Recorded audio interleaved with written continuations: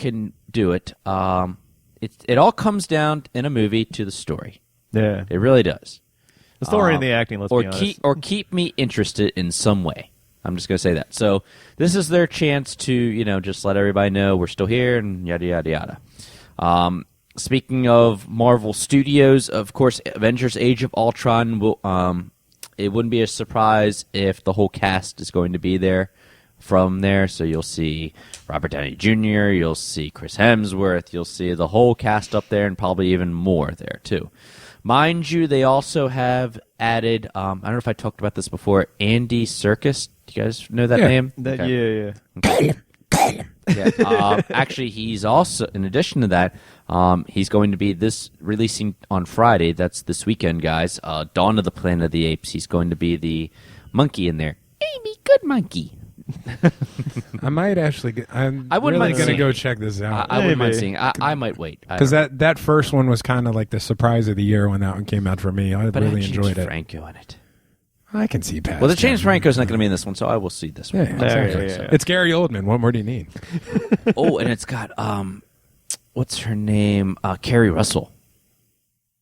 Do we not know who Carrie Russell is? No, you ever no, seen The Americans? No, know who she is. I'm just. I like her. I'm still always just like. Watch her in The Americans. It's like, oh god, here's Felicity. And no, she owns it in The Americans. She owns it. Yeah, she's awesome. Fantastic Four was just now recently reported to coming to Comic-Con. With this Fantastic Four, I'm just going to give my 2 cents on this. The Fantastic Four movies that came out before were a big bowl of suck. Yeah, and that's putting it mildly. Not even Jessica Alba's fine ass could save that movie at all. That is a fine ass. That's a great ass. She got a great ass. Hoorah. Hoorah. Yeah. I don't feel like finding it. Oh, there it is. She got a great ass, and you got your head all the way up it. And I don't mind it at all. Me None neither. Her Let's intestine see. look amazing. There's rumors going around that Batman v Superman might have a trailer there of some sorts. If anything, I think you're going to see just like a little teaser footage, how you did last year with Avengers, just like a 5-second, here's a clip. Here's some stuff from Man of Steel. Here's some clips. Here's like the destruction of Metropolis. And then you show a picture of Batman and you show a picture of the Batmobile and just like, this is what's coming.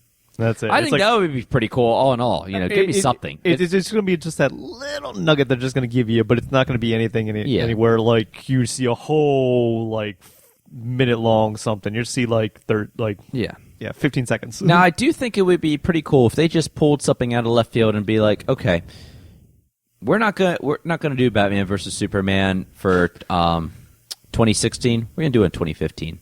Shocker. Oh, bring it down, shocker. They pulled that off. Mad props. If they're shooting already, which they are Which they already are, doing, yeah. they've already been releasing all these posters and teasers from the Batmobile to Ben Affleck in the new Batsuit, a new Henry Cavill. Yeah, they're showing pictures. Yeah. If by some small chance they did this, it would not surprise me. From everything they pulled it off. I'm It's hearing. by the way, because they would do it at the end of the trailer. By the way, trailer, they do that. It'd be like Batman v Superman.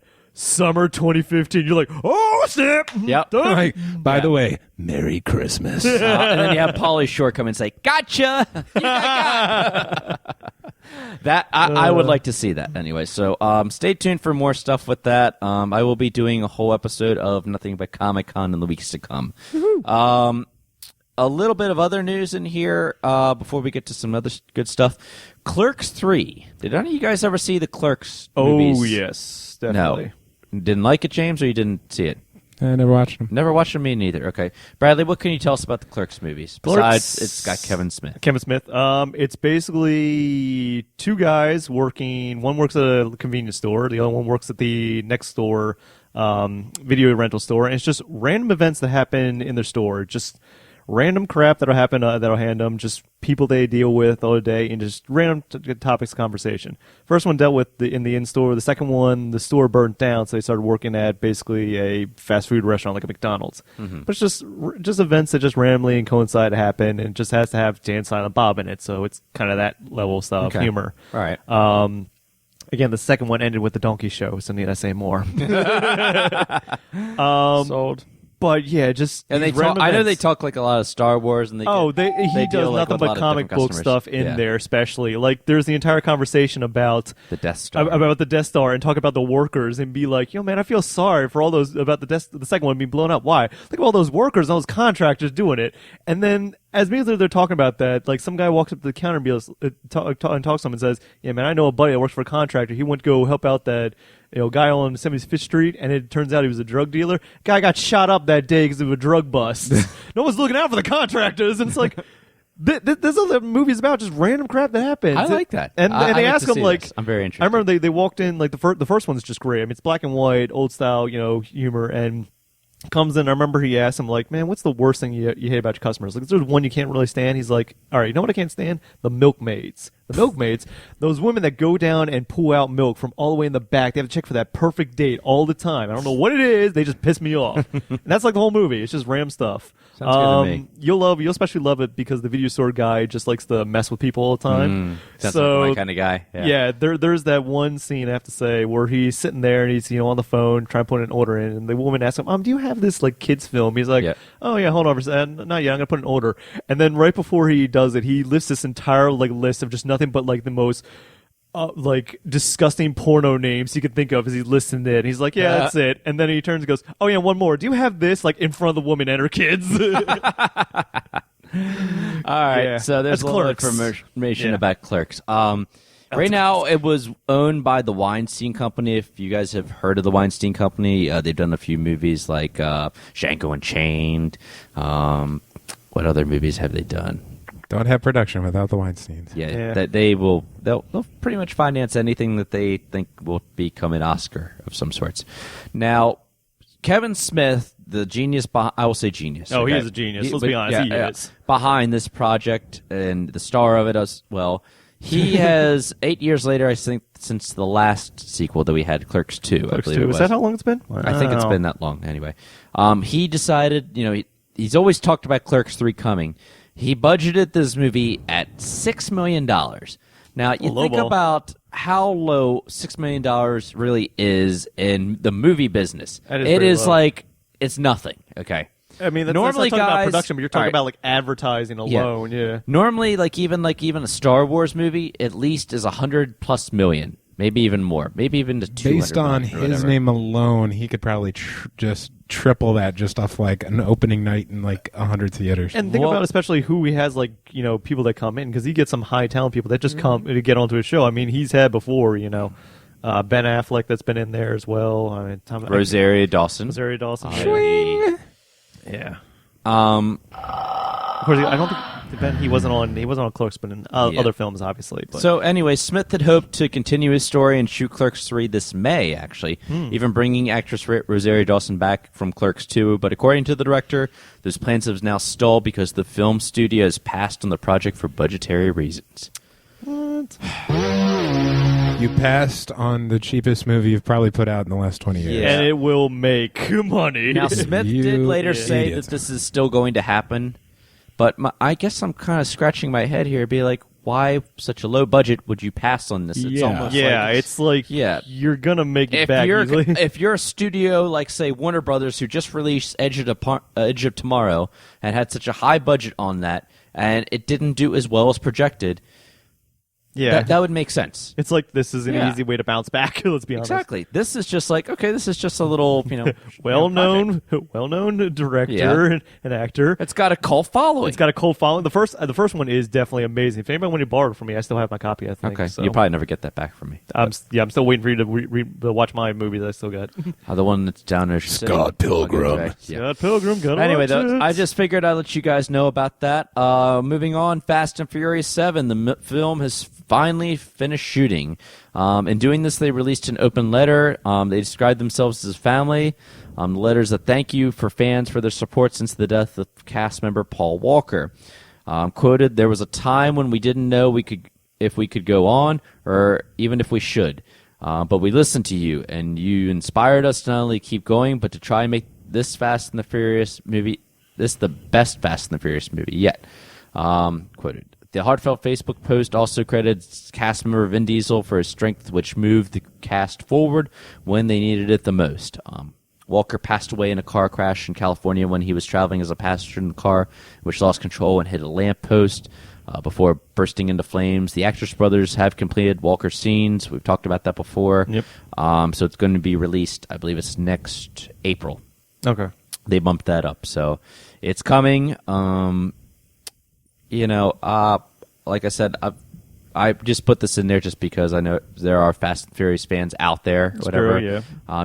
And it's very rare that a franchise can go from decent to amazing like this. And I say amazing because with the amount of money that this series has, it's generated. whatever. Able Like, to continue. Number 1, good. 2, number 3, funny. what? And then 4, 5, 6, dude. Yeah. Like, what's this going It's to be? a very interesting franchise or whatever, and you got to give them hats off to what they've been able to do. Anyway. True. So, Let's pray they don't try to do number 8. don't be surprised, James. I'm going to say that right now. Don't be surprised. I know. I wouldn't be surprised if you didn't see a lot of the cast returning for that. I think this one probably took a lot out of them. That's just me. Really, really quickly, there was a new trailer that I want you guys to check out. It's the Gone Girl trailer. I posted this on our Facebook page, onto Twitter as well. It's the latest David Fincher thriller. It stars Ben Affleck, Rosamund Pike, and Doogie Howser.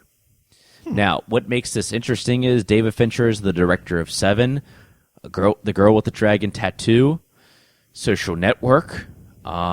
He's responsible for helping create House of Cards as well, though, too. This guy knows his kind of mystery suspense thrillers or whatever. Ben Affleck is playing a Ben Affleck character in here. He's playing that sleazy rich guy that you probably don't like or whatever. I'm assuming he's rich. Does that very well. That's pretty much everyone. Yeah. Let's be honest. But he does this, and all of a sudden his wife disappears, and they think he is responsible for killing. And then you see flashbacks about how their so-called perfect marriage really wasn't so perfect after all, or whatever, and saying that she might be threatened for her life, that she might have been assaulted, and all kinds of stuff or whatever, and he's trying to defend himself. So I think Doogie Howser was the assailant. Doogie Howser somehow pops up in there. I'm not too sure. I'm going to say he plays a big part in there. I just don't know how. A little bit more of a serious role. Yeah. Well, How I Met Your Mother's over, so you got to do what you got to do. true. Though. This is That's the way it dies one in of the my West. top picks. Mustache. This is one of my top picks for the fall. Okay. Definitely look out for that. Let's see. I'll put this one in there. Also, Universal Studios designed Dwayne Johnson for a Robert Ludlum movie. Does anybody know who Robert Ludlum is? Born. Very good. He is the author of the best-known Bourne series. Dwayne Johnson is in early talks to star in. It's a series called The Jansen Directive. The book follows a former consular ops agent who, after leaving covert operations due to a high number of sanctioned serial killings, goes into business as a private security consultant. Teamed with a sharpshooter, Jansen only takes assignments that he believes will lead to helping those in need. It could be What sounds very similar to a couple other ones he's it done. does. It could Yeah. be. This would be Universal's. All right, phrase it this way: the Bourne series right now, until they get Matt Damon back, it's not going to be Bourne. Yeah, true. With all due respect to Jeremy Renner, he's awesome. He's an amazing talent. It's not. This not is like Jason their Bourne. backup plan, and it's perfect for The Rock to get into his own franchise. If he can he can play serious roles. True, You yeah. know, I mean, granted, G.I. Joe wasn't a serious role. Seriously, Krabby. You know, it is what it is, though. But I'm very excited for this. Now he's only in talks. It hasn't happened yet. But if something like this, would this be something you'd be interested in? It's The Rock. Yeah. As long as it's not Scorpion King 5, I mean Hercules. Yeah, give it a check. If it's like a pain and gain Rock, then I'm all in on that one. All right. Yeah. Anyway, though, so that's about all I got. And due to time purposes, I'm going to say we're going to have to scrap the wild card. We got to do what we got to do. So It is what it is. recommendations, boys, go. As we know, we just found out the next Humble Bundle is going to be the Humble Bundle 2K bundle. So this is going to be a couple of 2K published games. As I quote right now, for the minimum of $1, you get BioShock, the XCOM, The Bureau. That was kind of like the third-person duck and cover kind of game. It's all right, but for $1. And also you get The Darkness 2. If you pay more than the average, which is at the time of recording $7.73, you get those three plus BioShock 2, Mafia 2, and Spec Ops: The Line. Spec Ops: The Line, really good third-person shooter. If you're looking for a game that really shows a Horrors of War style story with a very deep and complex storyline, wonderful.